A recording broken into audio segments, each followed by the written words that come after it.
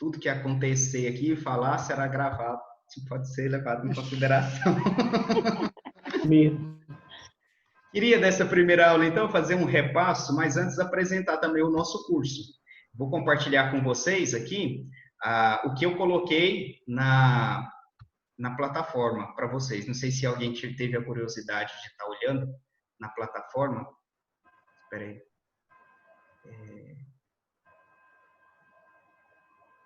Alguém perguntou no... Compartilhei. Pronto. Agora sim.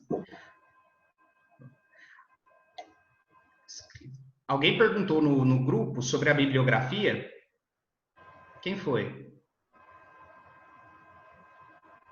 Eu vi o senhor Raimundo perguntando. Isso, foi ele mesmo. Foi o senhor Raimundo perguntando, né? Sobre a bibliografia. E lá eu coloquei naquele momento que a bibliografia já estava já na plataforma e que eu iria passar para vocês agora também. Que a gente iria repassar. Todos estão vendo, né? Então, para ver o que eu estou compartilhando com vocês, o plano de estudo. Certo? Sim. Sim. Certo. Uhum.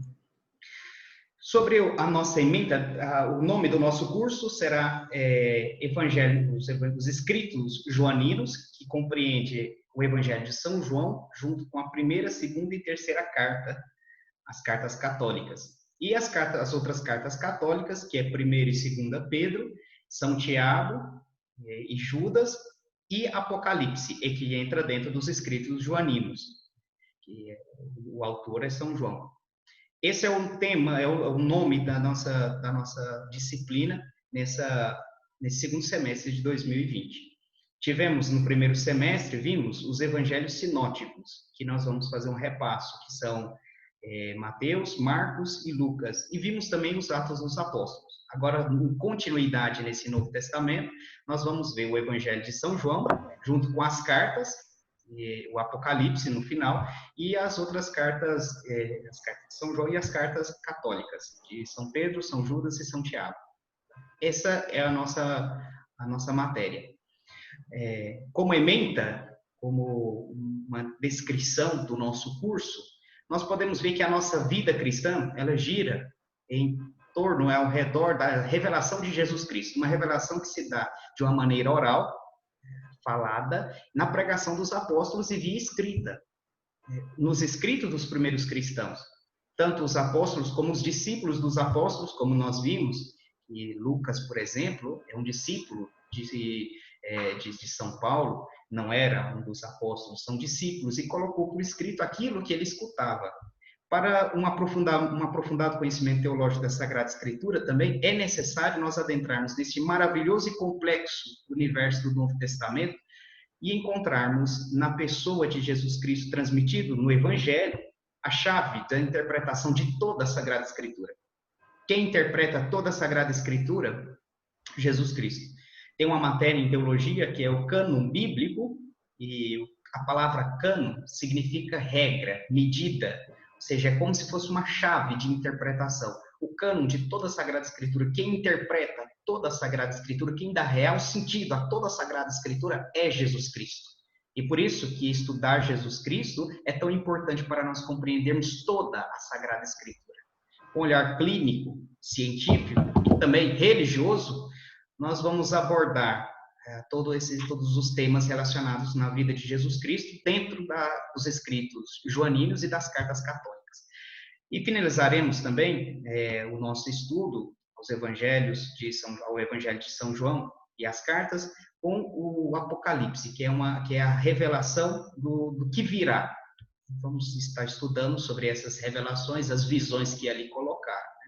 Nessa época de pandemia, várias pessoas já me perguntaram: Padre, estamos no fim dos tempos? Olha, gente, sobre essa pergunta eu não queria falar para vocês, nem decepcionar vocês, mas eu queria dizer que, sim, estamos no final dos tempos, tá? Nós estamos no final dos tempos desde a morte de São João. Final dos tempos para a nossa igreja é o que nós vivemos a partir da última revelação, ou seja, aquele que transforma, que faz que o seu escrito seja a palavra de Deus, que é São João, a morte do último apóstolo. Com isso, nós começamos o final dos tempos. Estamos nesse final dos tempos, estamos caminhando para o fim escatológico. O fim escatológico vem de escatom, do grego, que significa o fim, significa, na verdade, a palavra significa fim. Escatologia são as realidades últimas que Deus nos propõe, que Deus nos revela na Sagrada Escritura, de forma específica no Apocalipse. Padre, Sim. então, a plenitude dos tempos... Plenitude dos tempos. Isso, na plenitude dos tempos foi na vinda, então, de Jesus, enquanto ele esteve conosco. Isso é a plenitude. Segundo São Paulo, a plenitude dos tempos é justamente a vinda de Jesus Cristo. Né? Na plenitude dos tempos houve a encarnação, Filho de Deus. Essa é a plenitude. Agora... Depois dessa plenitude, agora nós caminhamos para o final. Estamos caminhando para o final. Tá, ok. Obrigado. Tá bem? E, claro, a revelação é justamente o já, é o aqui, mas agora não. Aqui é já, mas agora não. Esse é um termo na escatologia que vocês vão estar estudando também, que é uma matéria da teologia, escatologia, que trata dessas últimas realidades, onde que coloca essa máxima da escatologia. Já acontece a graça de Deus, mas todavia não. Ainda falta. Ou seja, é um já, porque já acontece de maneira incoada, não sei se essa palavra existe em português, de uma maneira velada, de uma maneira assim, condensada, toda aquela realidade que um dia será em plenitude, com a ressurreição dos mortos, com a segunda vinda de Jesus Cristo, com o juízo final. Isso nós rezamos, não creio? Rezamos sobre isso, esperamos, já temos aqui agora a graça de Deus, mas ainda nós esperamos a plenitude dessa graça de Deus que acontecerá no final dos tempos. Como objetivo geral da nossa matéria, nós vamos buscar, através de uma análise e reflexão teológica, entrar num contexto social e espiritual do Evangelho de São João. Qual é o contexto vital da carta, tanto de São João, do Evangelho dele, a quem ele dirige, quais são as problemáticas que giram em torno do Evangelho de São João, que faz ele colocar aqueles escritos, o que tinha no coração de São João, o que passava na sua cabeça, qual era o contexto social que circundava São João para que ele colocasse por escrito. Dessa mesma maneira, nós vamos ver dentro das cartas, tanto de São João como as outras cartas católicas, nós vamos vendo que são direcionadas a comunidades que passam por certos problemas, por certas dificuldades. A Verônica conseguiu, será? Consegui. Só que, deixa eu ver se ela entrou. Só um minutinho, pessoal.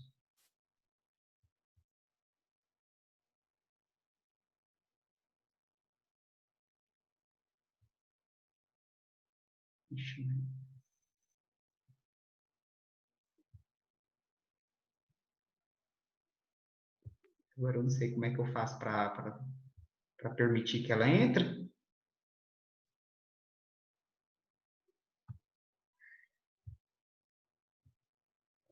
Mas será que não é porque o senhor está com compartilhamento de tela? Ah, sim, é verdade. Eu estou com compartilhamento de tela e deixa eu tentar, mas aí eu terei que ter os participantes aqui rapidinho. Ah, tá, agora que sim. Novo participante.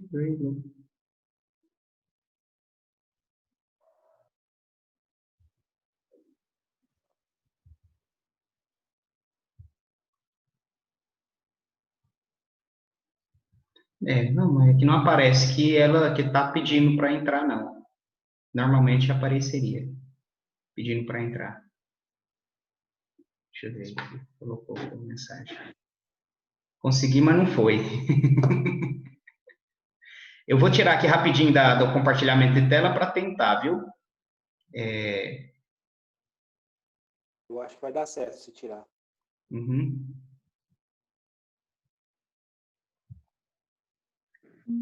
Pronto. Agora ela deveria estar buscando entrar.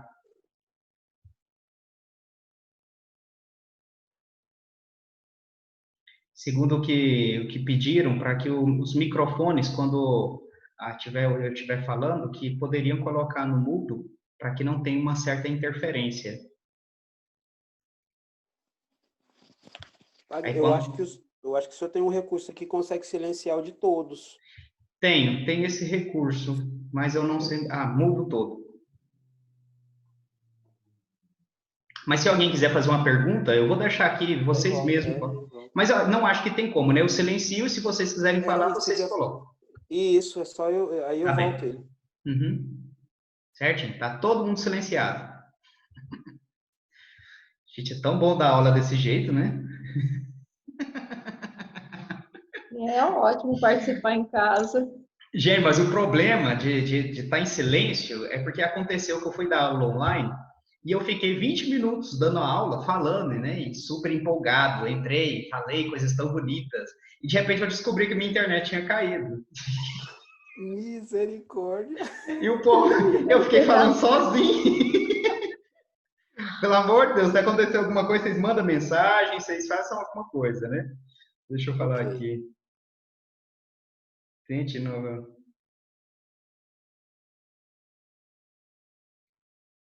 Pronto, vamos pedir para ela entrar novamente. Para ver se ela consegue. Enquanto isso, nós temos que continuar a nossa aula.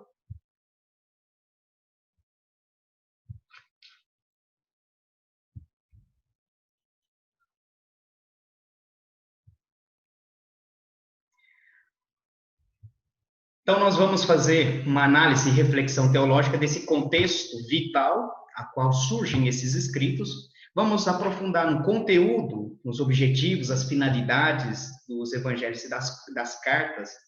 E também vamos ter uma visão crítica e, ao mesmo tempo, é importante ser piedosa dos escritos apostólicos presentes no Novo Testamento. Ou seja, a gente tem que ter uma visão crítica, mas desde uma criticidade positiva com o nosso intelecto. O intelecto é a nossa inteligência, é o nosso esforço que busca compreender aqueles escritos para que dessa forma nós possamos amar mais, ou ver aquela revelação como algo que interfere na nossa vida. Os evangelhos, assim como a nossa fé, ela nos interpela para que nós possamos viver segundo aquilo que nós cremos. E também, um dos objetivos é buscar que tenhamos uma capacidade de ler o Evangelho de São João e as cartas e interpretar também segundo o panorama ao qual foram escritos, segundo a finalidade que foram escritos. Nós devemos evitar, dentro do estudo da Sagrada Escritura, um fundamentalismo barato. Ou seja, pegar a Sagrada Escritura e dizer, é assim, pronto, acabou, está escrito isso. O fundamentalismo é próprio dos nossos irmãos protestantes, que eles buscam isso, não querem estudar e nem podem estudar, porque é algo tão sagrado para eles que não, é melhor não estudar. Mas não são todos protestantes. Eu digo isso porque eu tenho um monte de livro aqui que é de muitos protestantes, e eles estudam a Sagrada Escritura a fundo, muitos deles. Fundamentalismo é mais de uma parcela do protestantismo, onde que eles tentam tanto deturpar a Sagrada Escritura, como manipular a Sagrada Escritura, e por isso eles não querem estudar. Porque eles sabem que se estudarem, eles vão ver que a sua interpretação está errada, que não é dessa forma que Deus está colocando aí, apesar de eles acreditar numa livre interpretação segundo o que você quiser interpretar. Ou seja, cada um interpreta do seu modo e cada um funda a sua própria igreja e cada esquina cada garagem tem uma igreja. Estudar a Sagrada Escritura nos faz ter uma criticidade e a capacidade de ler segundo a maneira que foi escrito, segundo a nossa fé dada pela igreja e segundo o pensamento do autor, quem escreveu, e também segundo a nossa vivência espiritual. Vai ser também uma das matérias da teologia, não sei se já estudaram, sobre a exegese e a hermenêutica. Exegese e hermenêutica se colocam quase como comparações. Essa palavra exegese e hermenêutica se coloca quase como sinônimos, que é uma maneira de interpretar a Sagrada Escritura, desde o ponto de vista doutrinal, desde o ponto de vista semântico, desde o ponto de vista literário, segundo o gênero literário, ou seja, como você vai entender aquele texto. Essa interpretação se aprende também na teologia. Não é uma maneira de esfriar a nossa espiritualidade, principalmente na leitura da palavra de Deus, mas é a maneira onde que nós vamos deixar de fantasiar a palavra de Deus e buscar ter uma maneira mais objetiva, de deleitar-se com aquilo que nos é proposto de uma maneira objetiva, nem tanto subjetiva. Nem tanto é a maneira que eu quero, a maneira que eu penso e a maneira que eu deturpo, senão a maneira que me é revelada. Estudar teologia nos faz justamente isso. Alguns pensam e até dizem que estudar teologia nos torna tão frios e calculistas, parece que nós perdemos a fé. Eu falo que estudar teologia nos torna pessoas adultas, capazes de pensar e dar razão daquilo que se crê. Se nós que estudamos teologia não conseguimos passar, transmitir, explicar a nossa fé, aquilo que nós cremos, então sim, é uma perda de tempo. Então sim, estamos perdendo.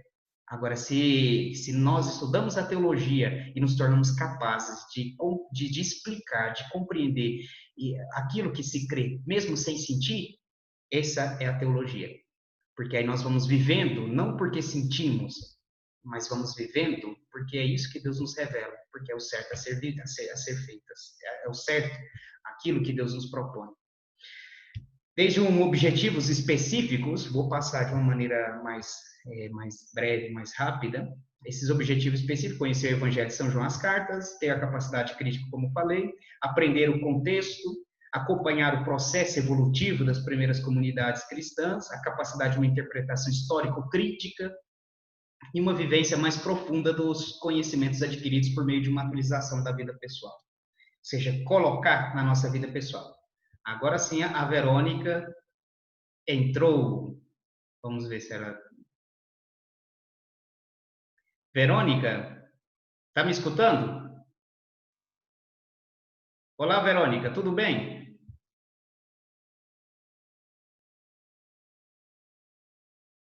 Opa.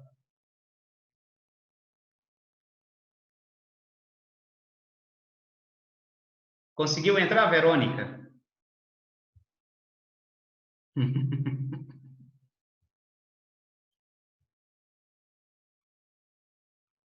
Ela tinha conseguido, eu dei admissão aqui para ela, admiti.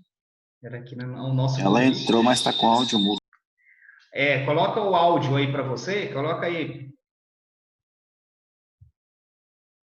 Verônica está aqui, Verônica Cristina. Deixa eu colocar o áudio aqui.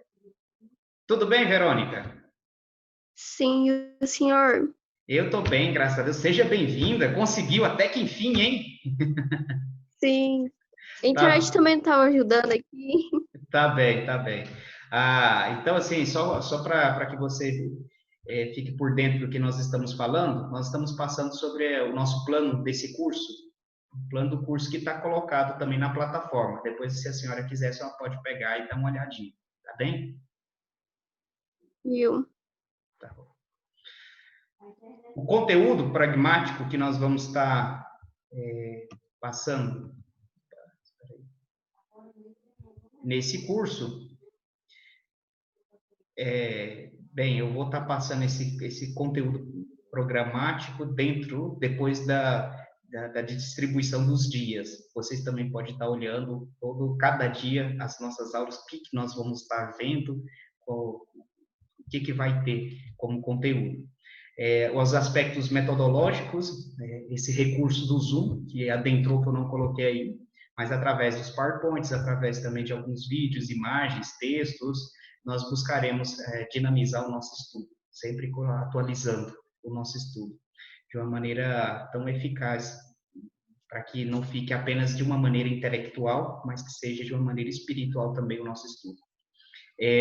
Coloquei aqui também como uma forma de nós estarmos avaliando e até revendo o conteúdo através do Kahoot, que vocês viram que nós fizemos uma vez, aquele exercício do Kahoot. Talvez seria interessante que nós possamos estar fazendo isso de uma maneira divertida. Nós vamos abordando os temas que foram dados na nossa aula. Mas sempre segundo a conveniência e também a capacidade e a possibilidade de cada um de nós. Por enquanto, estamos com o Zoom, aprendendo a lidar com o Zoom. Sobre os dias, comecei aqui com o dia 5, mas essa programação, vocês vão ter que colocar um pouco a mais. Porque no dia 5 era para começar as aulas na semana passada, e prorrogaram para essa semana, o início das aulas. Então, por isso que eu coloquei no dia 5, como essa introdução geral do Novo Testamento. Mas nós estaremos no dia de hoje, né? Dando essa introdução geral no Novo Testamento. Depois tem todo o Evangelho de São João, os temas teológicos, como que nós vamos estar abordando as cartas joaninas, e teremos então a primeira avaliação que compreenderá todo o conteúdo dado até nesse momento. A nossa avaliação será no dia 30 de setembro. Dia 30 de setembro teremos a nossa primeira avaliação. Depois nós continuaremos com as cartas católicas, com a carta de São João, que vamos estar vendo, carta de São Pedro, carta de São Tiago, carta de São Judas. Cada dia nós dedicaremos a uma carta, e depois veremos o Apocalipse. E o Apocalipse, seria bom se fosse 2 dias, porque ele é bem longo, bem extenso, porque é muito denso as imagens que vai colocar. E nós temos que compreender qual é o contexto que São João coloca ali para compreender realmente aquelas imagens. Teremos a nossa segunda avaliação no dia 9 de dezembro. E no dia 16, um exame final para aqueles que não aprovaram na primeira, ou esqueceram, ou talvez não estudaram para ela, ou não fizeram, né? Então, terá o exame final. Acederá a esse exame final no dia 16, aqueles que não conseguiram a média suficiente, somado a primeira avaliação e a segunda avaliação. O encerramento do nosso ano letivo é no dia 18. E esperemos, no próximo ano, voltarmos todos presencialmente. A nossa avaliação será o seguinte, né? Eu coloquei aqui que alguns exercícios que nós fizermos em sala de aula, como Kahoot, como alguns questionários, alguns comentários, alguns fóruns que nós possamos estar colocando, valerá 20% da nota final. E depois, mas aqui, como nós estamos no Zoom, a presença será o suficiente. A presença no Zoom para abordar. Se não for feito nenhum exercício, na ausência de exercício na sala de aula, durante as aulas, a presença no Zoom será o suficiente e considerado também.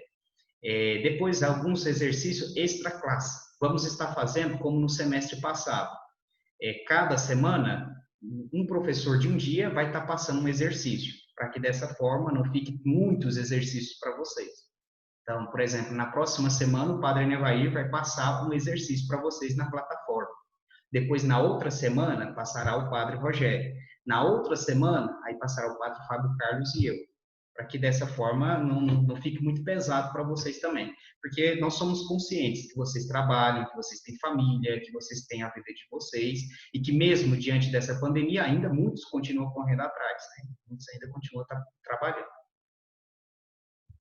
E assim também, devido a tudo isso, somos muito conscientes das limitações, dos problemas e que vocês podem estar passando. Então, qualquer situação, vocês, com total liberdade, que venham falar conosco. Tá? E esses exercícios valerão 30% da nota final. E depois nós teremos as avaliações, que computará 50%, né? 50% da participação nas aulas do Zoom, e depois dos exercícios extra-classe, e depois a 50% da nota, da avaliação, perdão. Alguma dúvida quanto às avaliações? Tudo certo, né? Ok. Tá bom. A nossa bibliografia, a Bíblia de Jerusalém ou Ave Maria, que é importantíssimo, nós temos a Bíblia em nossa mão. Como assim que estamos estudando Sagrada Escritura e não temos a Bíblia? Pois a Bíblia, eu tenho uma diferente, dá para vocês verem, não sei se dá para ver. É uma Bíblia mais antiga, mas é uma Bíblia trilingüe. Eu acho muito interessante isso aqui. Alguns temas polêmicos e questionáveis eu vou estar apresentando para vocês. Até de uma maneira, para explicar a tradução, nós precisamos recorrer à linguagem original, que foi o grego. Então, através no grego, eu vou estar explicando algumas coisas também, algumas dúvidas do Evangelho de São João, que ele utiliza muito, alguns termos próprios daquela época, com uma consciência própria daquela época. E com o nosso conceito atual, para a gente entender o que São João queria dizer, a gente tem que recorrer a uma questão linguística própria da época. A gente temos que adentrar um pouco no grego, mas eu já vou estar colocando para vocês. É simples isso daí.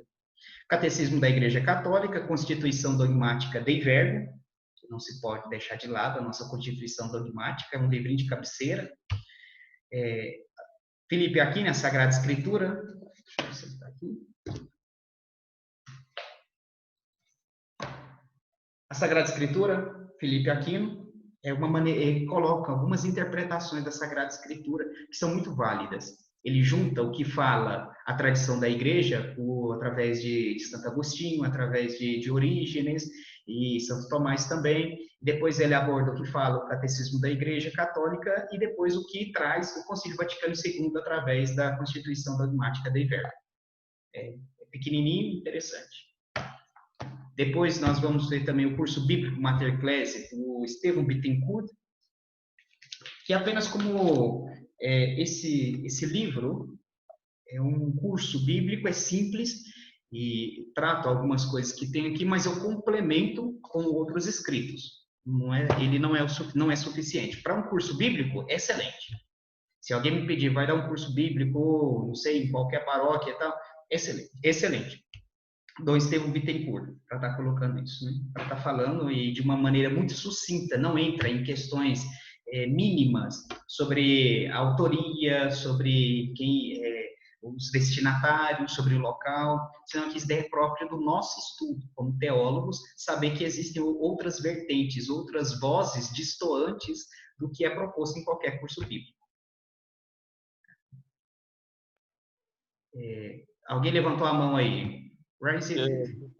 Com relação a essa postura do Bittencourt aí, ela é só sobre essa matéria do senhor no Novo Testamento geral?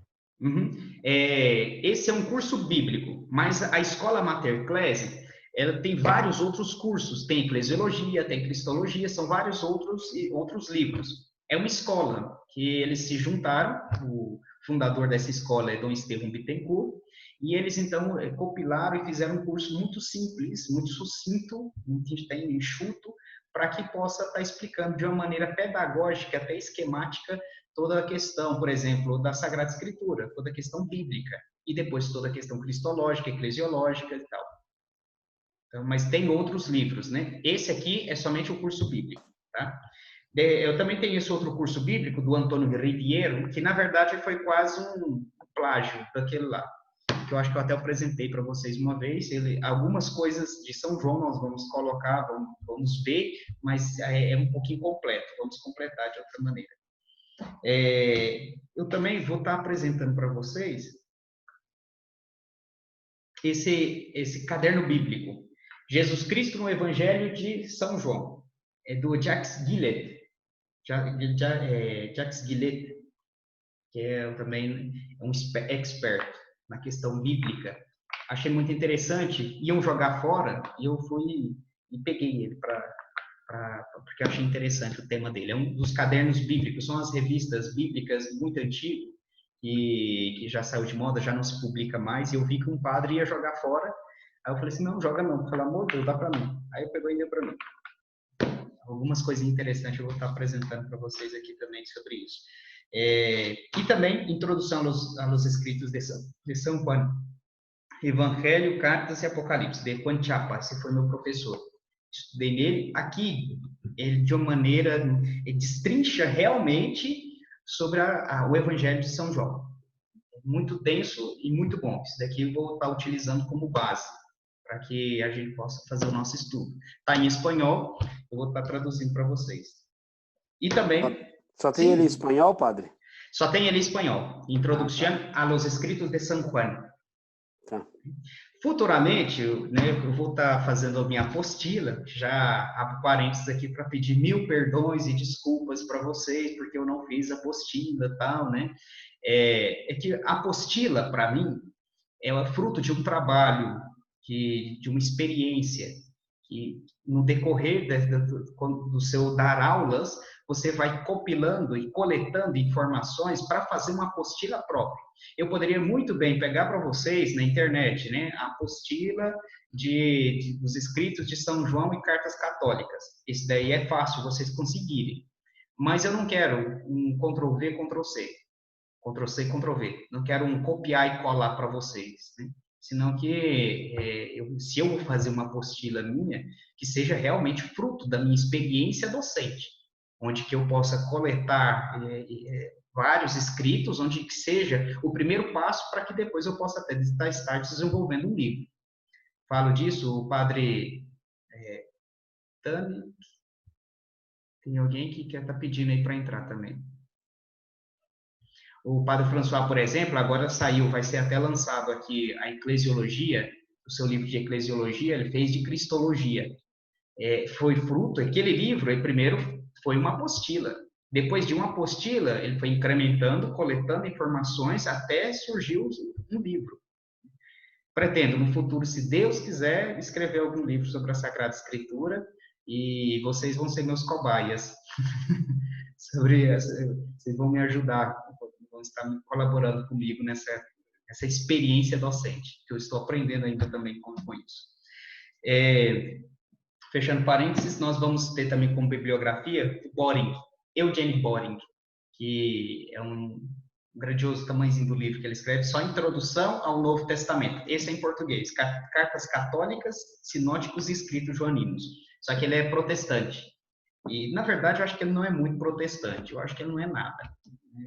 Só que, enfim, eu ainda não descobri o que ele é. Eu coloquei na internet lá, não colocaram nada. É igual eu falei para vocês, né? É lamentável, grandiosos intelectuais no âmbito bíblico, mas que não têm uma espiritualidade, não opta, é contra a igreja institucional, fala contra a igreja católica e acredita numa igreja tão abstrata, uma igreja formada por uma comunidade de pessoas com retos corações que não se enquadram dentro de uma instituição. Assim diz ele, por exemplo, nesse livro. Quando fala de igreja, ele não expressa uma igreja institucional, mas ele confessa uma igreja abstrata, onde cada um tem a sua... é unido apenas por uma convicção, mas que cada um vive a sua vida da sua maneira. Eu acho que é um reflexo daquilo que ele vive.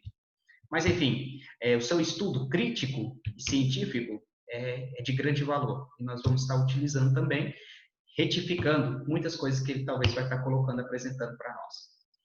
O Valério, não vou apresentar os outros livros, que é do Valério Manucci, que é a Bíblia como Palavra de Deus, que também é um manual de introdução à Sagrada Escritura, e do Priotto, Michelangelo Priotto, que foi quase um plágio também, uma cópia do Manucci, e já apresentei para vocês o do Antônio Rivero. Não vou apresentar a bibliografia complementar, para não nos alongar mais, mas está tudo aí. As apostilas que eu vou estar utilizando, que eu recebi, que se tornaram um livro depois que eu não comprei, na verdade do Balaguer, não, Introdução à Sagrada Escritura, do Balaguer, e do Juan Chiapas, Escritos Joânicos e Cartas Católicas. Esse daí se tornou o livro que eu apresentei para vocês. Esse daí. O meu e-mail é esse, que vocês veem, que eu passei para vocês. O meu telefone é esse. O que vocês precisarem, saibam que eu estarei à disposição de vocês, né?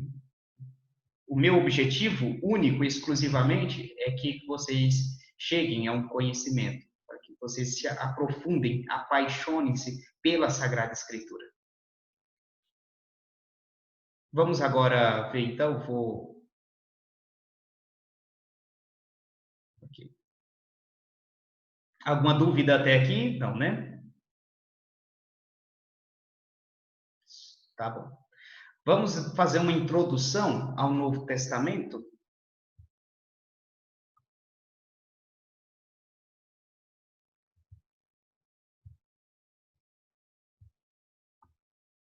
Rodrigo Queiroz.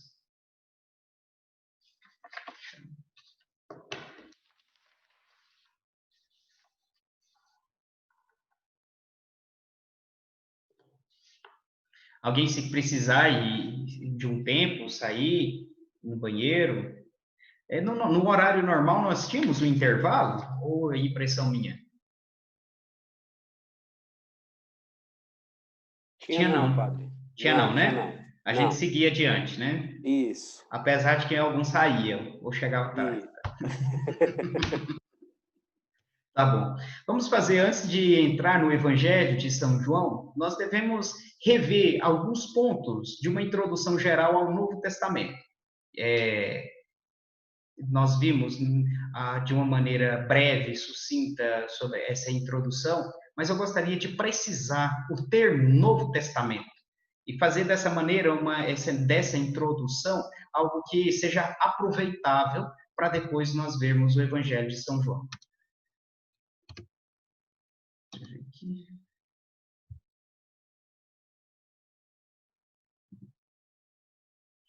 Antes disso, apresento para vocês o que coloca a Dei Verbo número 5. A Dei Verbo número 5, diz o seguinte: a Deus que revela é devida a obediência da fé. Pela fé, o homem entrega-se total e livremente a Deus, oferecendo a Deus revelador o obséquio pleno da inteligência e da vontade, prestando voluntário assentimento à sua revelação. Para prestar esta adesão da fé, para prestar essa adesão da fé, são necessários a prévia e concomitante ajuda da graça divina e os interiores auxílios do Espírito Santo, o qual move e converte o coração a Deus, abre os olhos do entendimento, dá a todos a suavidade em aceitar e crer a verdade, para que a compreensão da revelação seja sempre mais profunda. O mesmo Espírito Santo aperfeiçoa, sem cessar, a fé mediante os seus dons. Primeiro quero apresentar para vocês que a Sagrada Escritura é uma revelação. A Bíblia, como material, ela é instrumento. Ele é apenas isso, é um instrumento de uma revelação, de um Deus que quer dar-se a conhecer. Diferente de todas as outras religiões, pagãs, antigas, etc., que é um esforço do homem para chegar até Deus, a religião judaica cristã é Deus que vem ao encontro, é Deus que se revela, é Deus que se dá a conhecer. E a esse se dá a conhecer, a essa revelação, nós devemos a obediência da fé, que vai dizer justamente São Paulo em Romanos 16. A palavra obediência, ela é diferente no latim. Obedire é diferente de audire. Audire é um escutar, assim como vocês estão fazendo. Um escutar passivo. Obedire é um escutar ativo. Então, tem no latim obedire e audire. Obedire é você escutar agindo, atuando, trazendo para a sua vida. A obediência da fé justamente nos faz nós sermos comprometidos com aquela revelação. Deus se revela, se dá a conhecer e nós abraçamos aquela revelação. E nós abraçamos aquilo que Deus nos propõe. E a nossa resposta é a nossa fé vivencial, uma fé de compromisso. Pela fé, o homem se entrega totalmente, livremente a Deus. E oferecendo o obséquio da nossa inteligência, oferecendo a nossa capacidade, a nossa potencialidade, de uma maneira voluntária, de uma maneira livre, assentindo aquilo que Deus se revela. Dizia nesse domingo, onde nós vemos que São Pedro, ele pede para Jesus para caminhar sobre as águas. Se não é um fantasma, deixa-me ir até ti, caminhando sobre as águas. E Jesus vai e diz, venha. Né? E Jesus fala para ele, venha. Entre todos os apóstolos, entre todos os discípulos presentes naquele barco, o único que teve a capacidade de descer do barco foi São Pedro. Ele que foi fazer uma experiência de Jesus. A fé, ela parte de uma experiência. A experiência é você entrar em contato, mas ao mesmo tempo a experiência é você conhecer. A experiência de alguém nos faz nós conversarmos e nos faz nós conhecermos. Se você quer ter uma experiência para casamento, você tem que conhecer a outra pessoa. O conhecimento se dá nesse diálogo, nesse relacionamento. É justamente isso. A nossa inteligência, com a nossa inteligência, nós queremos conhecer mais a Deus para termos essa experiência de fé, para podermos caminhar sobre as águas do mistério divino. A Sagrada Escritura, justamente, é esse grandioso mistério, que para que nós possamos caminhar sobre ele, nós devemos ter essa capacidade, essa fé, essa obediência da fé, de não apenas aceitar, mas buscar experimentar com a nossa inteligência, com a nossa vontade, de uma maneira livre, de uma maneira comprometida. Dei verbo número 5 nos fala justamente sobre isso, né? A graça do Espírito Santo vem, nos ajuda para que nós possamos conhecer mais tudo isso, por isso que nós rezamos, pedindo ao Espírito Santo sua presença no início da nossa aula.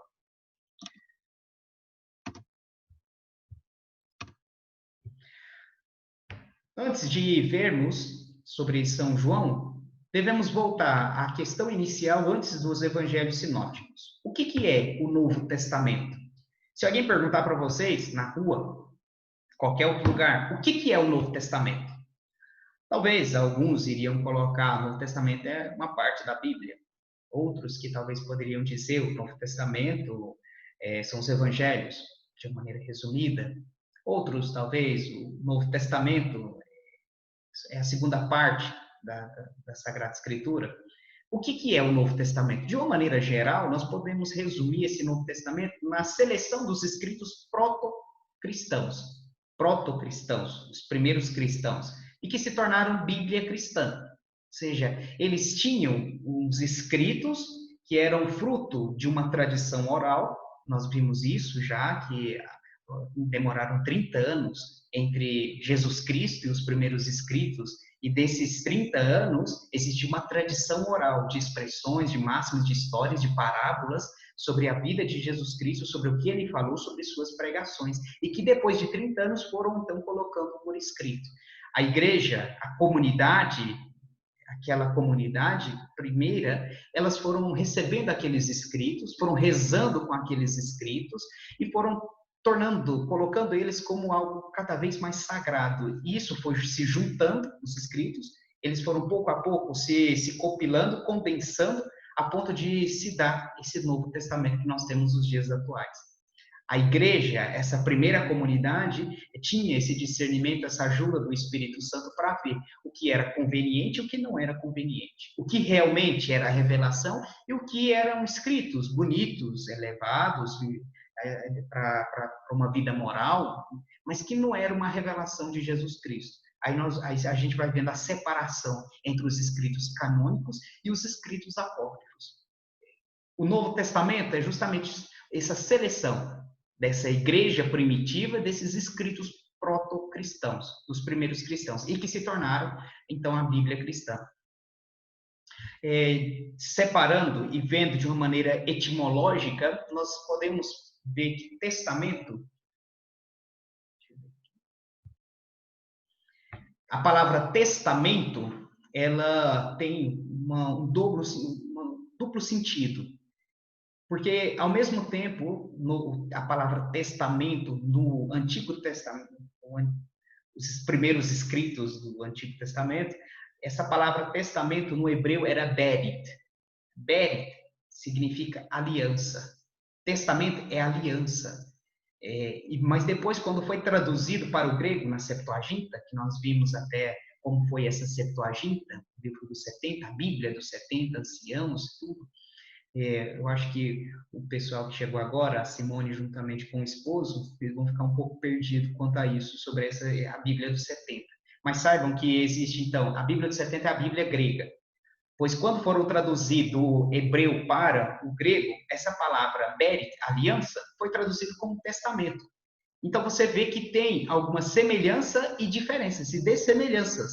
O testamento com aliança parece que contribuiu, completou, mas tem também as suas diferenças. Por exemplo, testamento significa uma última vontade e contrato de compromisso e fidelidade, né? O testamento é uma última vontade daquele que vai morrer. Agora, aliança é um contrato de compromisso e de fidelidade, é um pacto de fidelidade. Nós vemos que a aliança, por exemplo, entre os homens e Deus no Antigo Testamento, sempre no Antigo Testamento a aliança é do superior ao inferior, e não ao contrário, é Deus que faz a sua aliança. No Testamento não tem muito isso. O Testamento é apenas um contrato de uma última vontade, um termo de última vontade de uma pessoa. Então você vê que a tradução de aliança para testamento, ela perde um pouco o sentido, porque seria o certo a se dizer seria primeira aliança, o Antigo Testamento, e depois a plenitude da aliança, no Novo Testamento. Esse seria o certo dos escritos, do nome, da nomenclatura da nossa Bíblia. Mas, claro, não é dessa maneira que nós temos na nossa Bíblia, nas nossas mãos. A aliança no Antigo Testamento, por exemplo, é um evento e não um ideal. Um princípio, uma graça que parte de Deus em benefício da humanidade. Está associada com a palavra shalom, que significa paz no hebreu. Os judeus, quando eles se encontram, eles colocam shalom, desejam essa paz. Mas é essa aliança relacionada com uma paz que expressa um ato salvífico. A paz não é somente uma ausência de guerra, mas é a presença de Deus. A paz, o shalom, significa isso. Um Deus que vem nos salvar. Um Deus que nos dá a sua verdadeira paz. A Bíblia, então, não pode ser considerada como uma discussão do ser de Deus, mas um testemunho dos atos de Deus dentro dessa chave da aliança, dessa palavra aliança traduzida didaquê no grego, testamento. Dentro dessa clave da aliança, nós vemos então que não é o ser de Deus que se expressa na Bíblia, mas é o testemunho dos atos de Deus. A aliança não é o ser de Deus, senão que a aliança é um ato. É Deus que faz um compromisso. E esse compromisso, ele é demonstrado, ele é revelado em todos os acontecimentos históricos que nos traz a Sagrada Escritura. E dentro dessa aliança, dentro desse pacto de fidelidade, se busca uma resposta. Uma resposta comunitária, apesar de que quem faz essas alianças são indivíduos, por exemplo, a aliança de Noé, a aliança de Abraão, a aliança de Moisés, são indivíduos, mas em nome da comunidade. Abro parênteses também para falar um pouco sobre essa questão comunitária, a questão da Santa Missa. Quem está na frente? Quem é o presidente da celebração? O sacerdote. O sacerdote, ele está lá, mas ele se reveste. Ele se reveste de um chamado casula. Casula, ele se reveste de Cristo. E dentro de si, junto consigo, ele traz toda a comunidade. Quando o sacerdote vai fazer as orações, o que ele fala? Oremos. Ele não fala, vou rezar. Ele não fala, oro. Senão que ele fala em nome da comunidade. Dentro e junto às palavras do sacerdote está inserida toda a comunidade. E se renova, então, uma aliança. A nova e eterna aliança se renova, se atualiza em cada celebração eucarística. E por mais que é um indivíduo que esteja celebrando como presidente, toda a comunidade está inserida nele. E por isso que o Concílio Vaticano II fala que todos que participam da missa celebram, são celebrantes pelo seu sacerdócio comum, que receberam no batismo.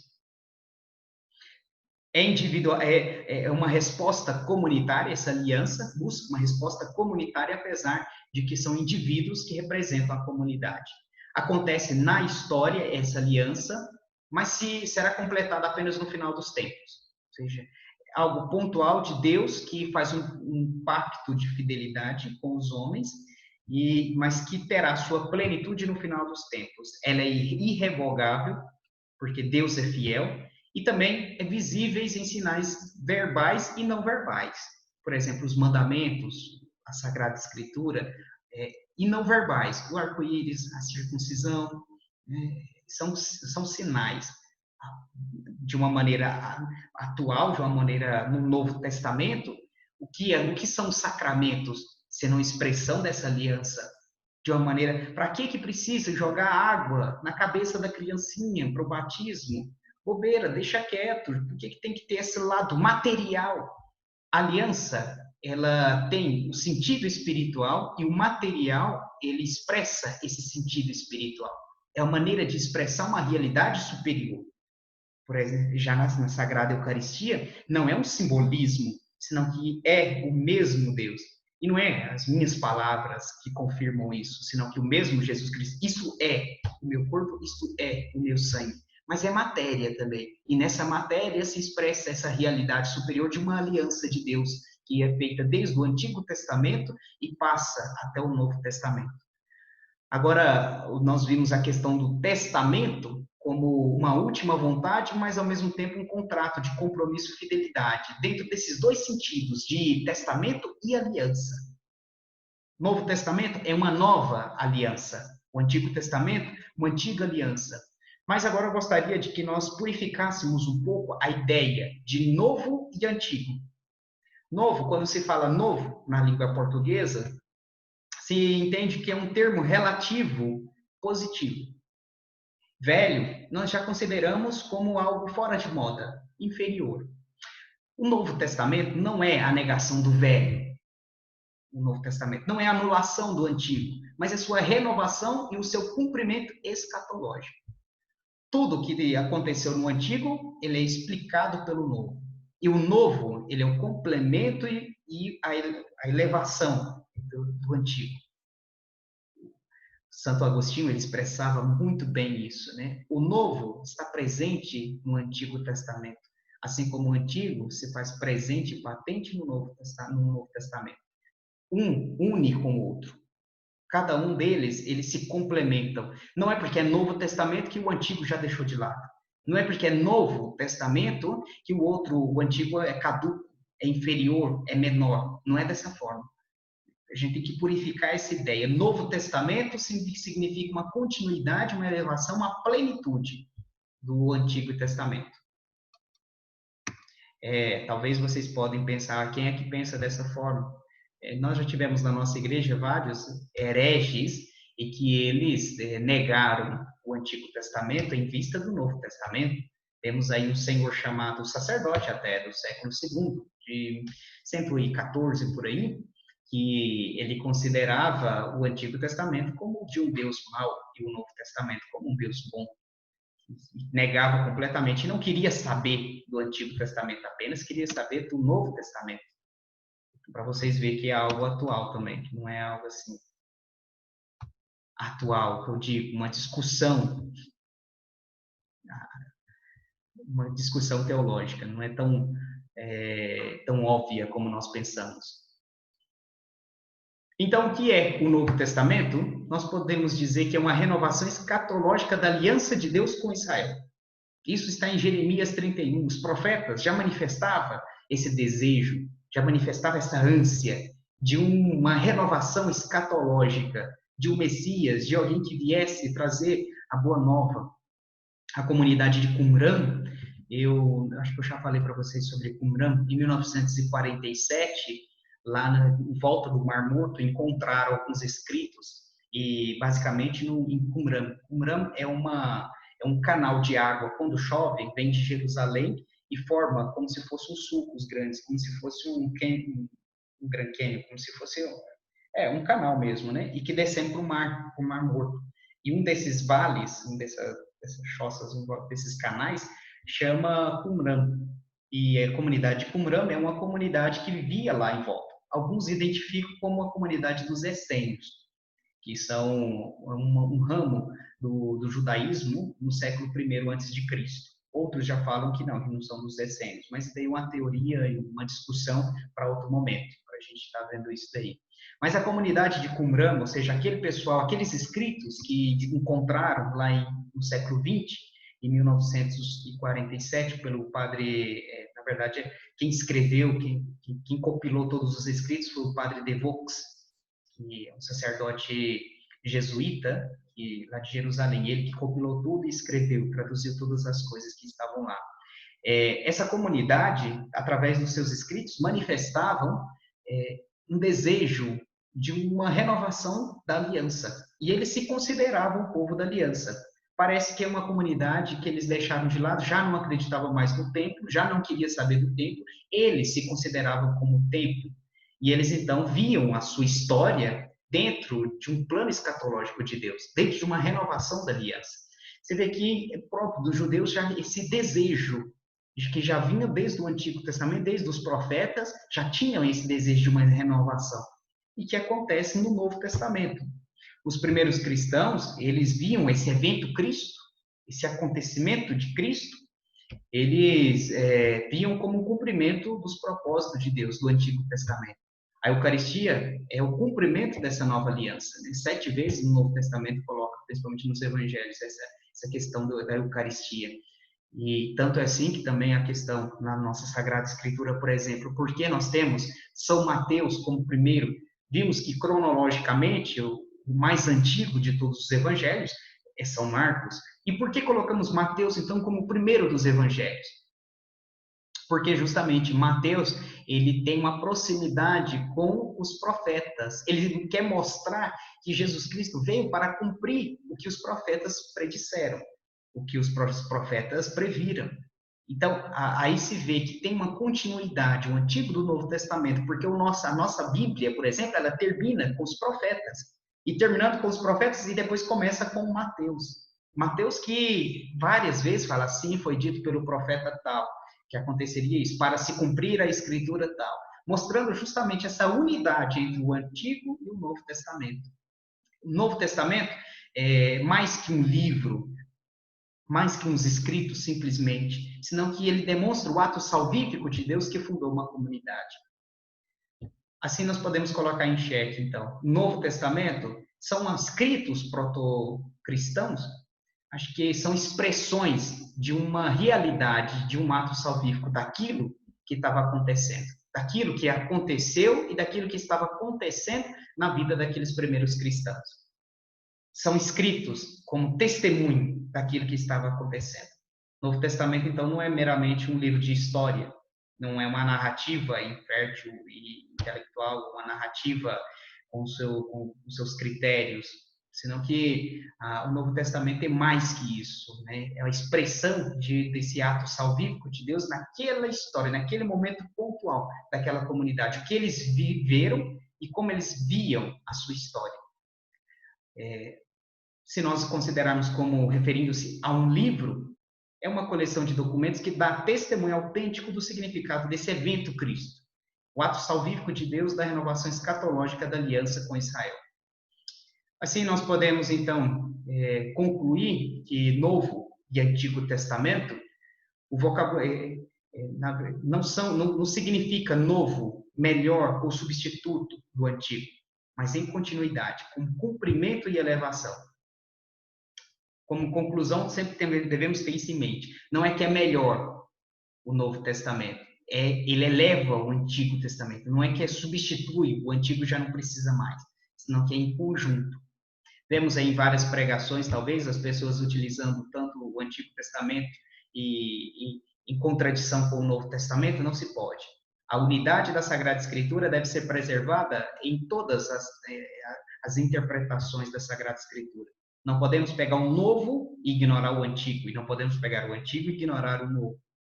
Sempre devemos ter em consideração a unidade da Sagrada Escritura. A Constituição Dogmática Dei Verbum coloca como um dos critérios para uma reta interpretação justamente essa unidade. Quando começou a falar sobre o Novo Testamento em contradição, ou do outro... em contradição não, mas quando se colocou o Novo Testamento como diferente do Antigo Testamento. Nós vemos esse vocabulário, em primeiro lugar, com Irineu, no século II, e justamente eles fizeram isso para separar os documentos existentes. Orígenes, por exemplo, já também se referia à Sagrada Escritura como Antigo e Novo Testamento, mas sempre com essa consciência de que o Novo não é que é melhor ou substituto, senão que o Novo é cumprimento e elevação do Antigo. Purificada essa ideia de Novo Testamento, então nós podemos falar então sobre os Evangelhos, podemos falar então sobre o conteúdo, sobre as cartas do Novo Testamento. Alguma dúvida sobre isso por enquanto? Gente, vocês estão aí? Eu tô. Então tá bom, obrigado.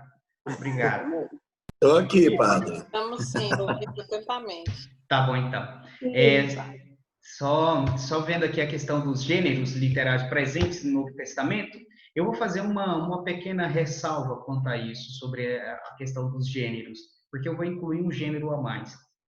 O Boring, ele coloca outros autores colocam 2 gêneros, mas eu gostaria de expressar um novo gênero, colocar um novo gênero aí, que até traz para nós o Manchapa, nesse livro lá da Espanha, que eu estudei com ele, esse professor. Mas gêneros, quando se fala de gêneros, vocês sabem o que são gêneros literários, né? São formas de se escrever. Por exemplo de gênero, uma narrativa, uma poesia, não sei, um canto, alguma coisa.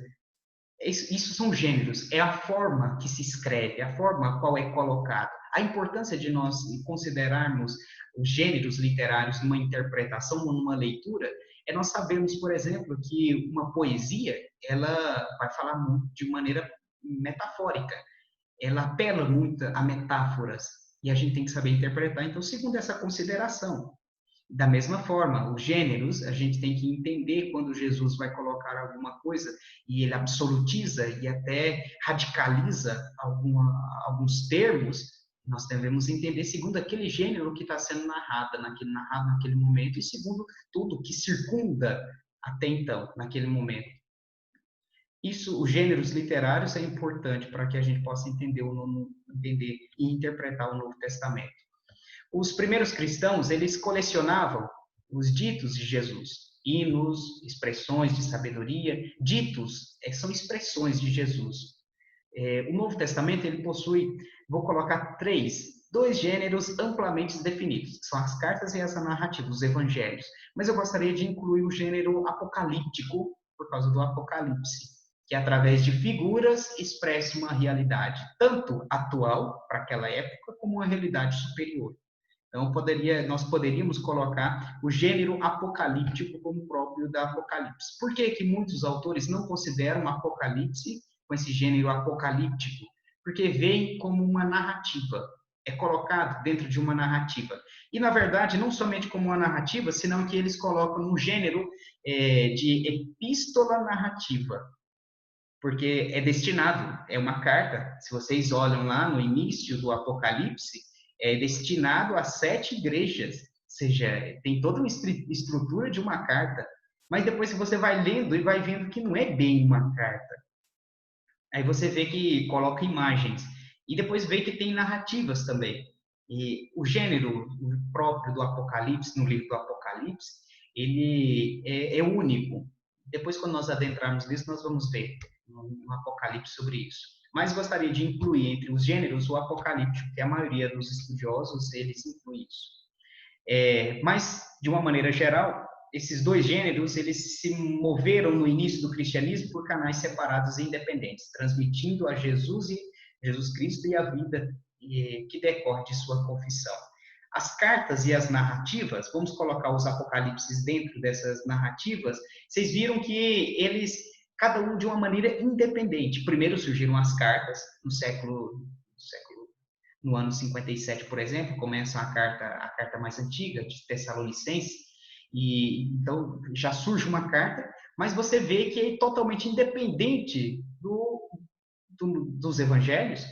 O primeiro evangelho, por exemplo, que é do ano 70, isso daí parece que foi paralelo no mesmo tempo que as cartas de São Paulo. E São Paulo, ele não cita os evangelhos. Parece que ele não coloca, assim como escreveu Lucas e tal, desse jeito. Parece que ele não coloca isso. A doutrina não é contraditória. Não é. Se você percebe as cartas de São Paulo, ele tem um objetivo específico e até em conjunto, por exemplo, quando fala da Eucaristia, assim como eu recebi,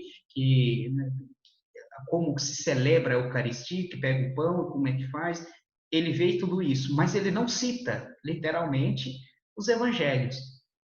E parece que, então, as cartas, esses dois gêneros, as cartas e as narrativas, elas caminham de modo separado, contribuindo para essa fé em Jesus Cristo. Tanto as cartas como os evangelhos, eles projetam um mundo narrativo mais amplo do que a narrativa demarcada que eles apresentam diretamente. Como assim? Eles implicam ao leitor uma ética, ele desafia o leitor. Eles estão lá naquele momento, naquela situação, naquelas circunstâncias onde que eles escrevem uma carta. Entretanto, o que se aborda ali chega no mundo mais amplo, implica uma resposta, implica uma conversão, persiste numa resposta a esse chamado de conversão. Então, você vê que as cartas e os evangelhos, por mais que sejam de comunidades particulares, referidas a outras comunidades particulares, elas abrangem todo o cristianismo. E a igreja entendeu justamente isso. Que a carta, por exemplo, de Filemon, de São Paulo, não é somente para Filemon, senão que ela abrange um mundo bem mais amplo, onde que pode suscitar no leitor uma conversão, suscitar no leitor um interesse por viver, interpela o leitor a viver segundo aquilo que está sendo proposto. Sobre uma consideração do Novo Testamento, a leitura, muitos leem como um livro de história. É um livro de história se nós consideramos 3 pontos, 3 sentidos. Primeiro, porque a figura fundamental do Novo Testamento é uma figura histórica. Jesus Cristo, ele é histórico. São Lucas, por exemplo, vai colocar, que estabelece o início da sua narrativa na missão de Jesus na história política real. Jesus nasce na época do rei Herodes, vive na Galileia, foi executado por Pôncio Pilatos. É histórico o Novo Testamento. Mas também, assim como toda a Bíblia, é sobre a história deste mundo. Não é algo fictício, não são mitologias sobrenaturais, senão que contém leis concretas, sabedorias, poesias, hinos, tudo definido dentro de uma narrativa, ou seja, é algo que não é mitológico, que não é fantasmagórico, ou talvez lendas que se escreve. Então, é algo histórico, realmente, o Novo Testamento. E também nós podemos considerar no sentido que projeta uma macro-narrativa que envolve suas histórias individuais de uma maneira abrangente. Você vê que a Sagrada Escritura é feita por várias histórias, vários livros, cada um de uma época diferente, mas que dentro de uma macro-história, dentro de uma grandiosa história, tem um início, um meio e um fim.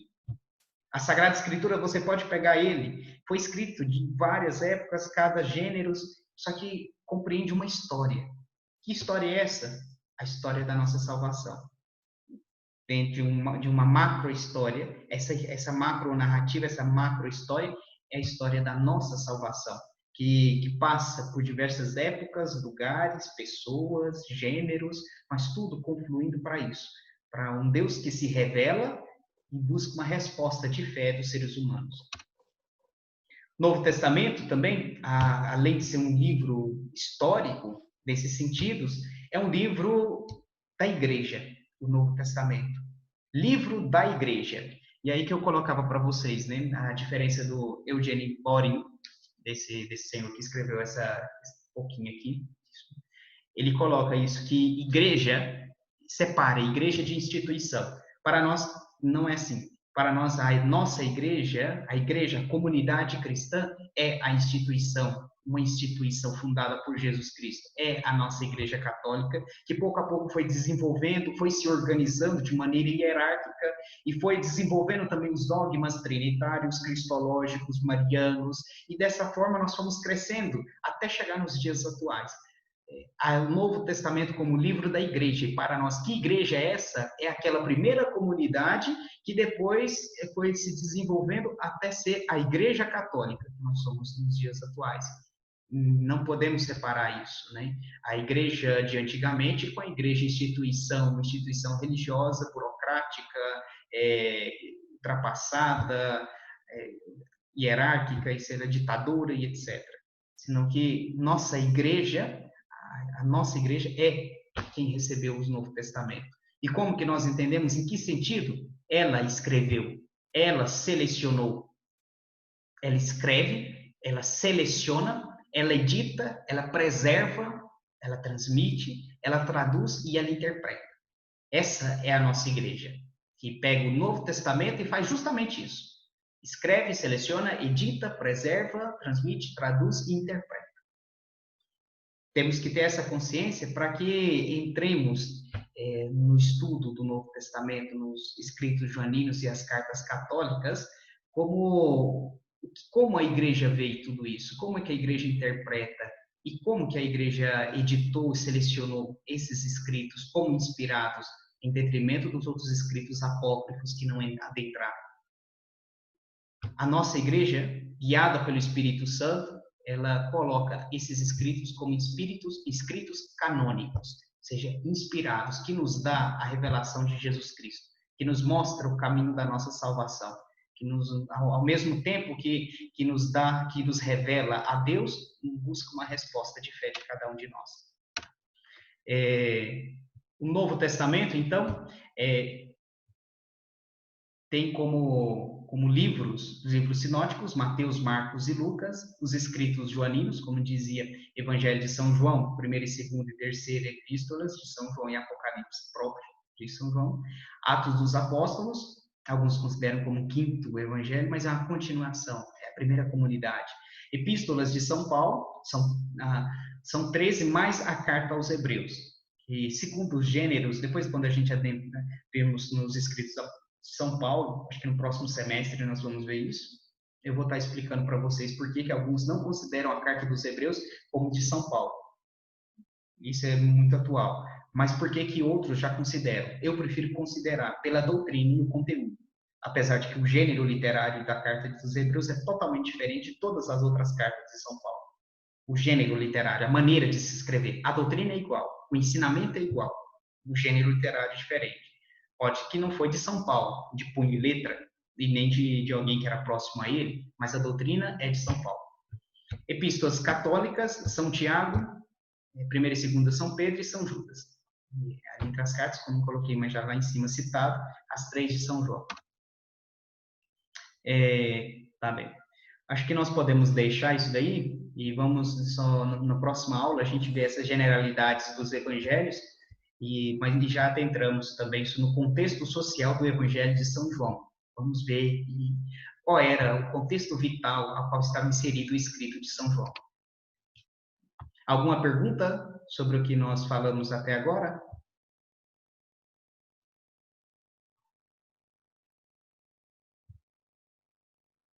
Muito bem.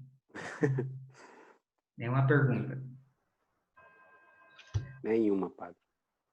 Tá bom. Esses slides, essas questões aqui, eu vou estar passando para vocês, viu?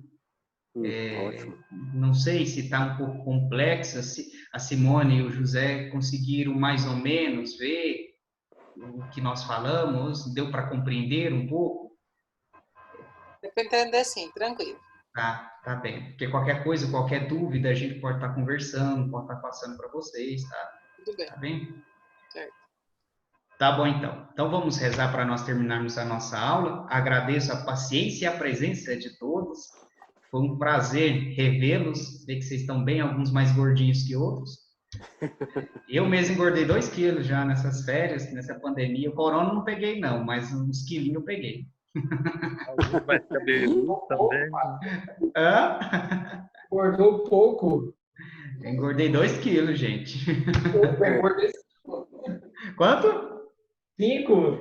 Nossa, gente, parabéns, velho, né? Ó, tem que ter light, ó, maçãzinha. Pessoas lights aí, nossa.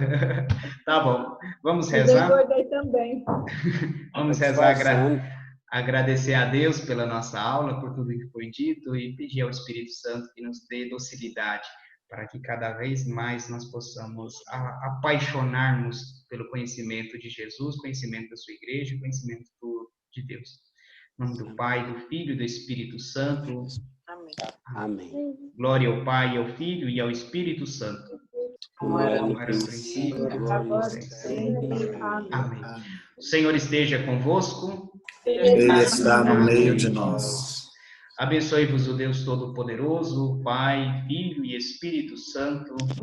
Amém. Amém. Muito obrigado, hein? Até na próxima quarta-feira, se Deus quiser. Até. Deus. Obrigada. Tá bem, padre. Abençoe. Tá, gente. Obrigada.